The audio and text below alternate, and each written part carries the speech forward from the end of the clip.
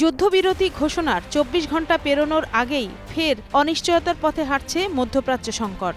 Iran America যুদ্ধবিরতিতে রাজি হলেও বাধা হয়ে দাঁড়ায় লেবাননের হিজবুল্লাহ গেরিলারা।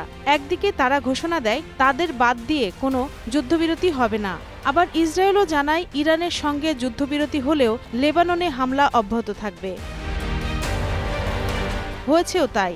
বুধবার সকাল গড়িয়ে রাত নামতেই লেবাননে বর্বরতা চালায় তেল আবিব। প্রায় ৬১ লক্ষ্যবস্তুতে চালানো তাণ্ডবে প্রাণ হারায় অন্তত ২৫৪ জন মানুষ, আহত হয় ১,১৬৫ জন।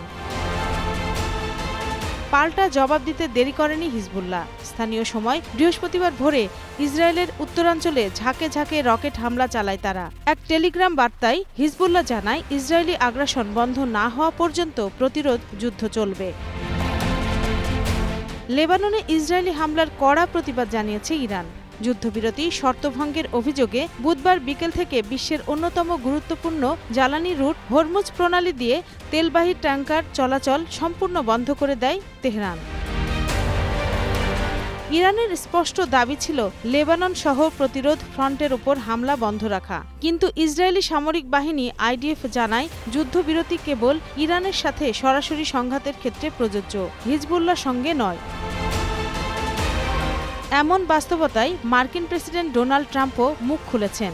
নিজ সামাজিক যোগাযোগ মাধ্যম ট্রুথ সোশ্যালে তিনি লেখেন, চুক্তি পুরোপুরি মানতে ব্যর্থ হলে ইরানে আবার হামলা শুরু করবে যুক্তরাষ্ট্র। একই সুরে কথা বলেছেন এক শীর্ষ সামরিক কর্মকর্তা। শুক্রবার পাকিস্তানে অনুষ্ঠেয় বৈঠকে ইরান সমঝোতায় পৌঁছাতে ব্যর্থ হলে মার্কিন সেনারা আবার যুদ্ধ শুরু করতে প্রস্তুত রয়েছেন। এদিকে ইরানের সবশেষ রাজা বা শাহের নির্বাসিত পুত্র রেজা পাহলভি বলেছেন, ইরানের তথাকথিত শাসন ব্যবস্থা পরিবর্তন ঘটেছে। যুক্তরাষ্ট্রের এমন দাবির সঙ্গে তিনি একমত নন। ফরাসি গণমাধ্যমকে তিনি বলেন, শাসন ব্যবস্থা হয়তো কিছুটা দুর্বল হয়েছে, তবে এখনও আগের মানুষগুলোই বহাল আছে।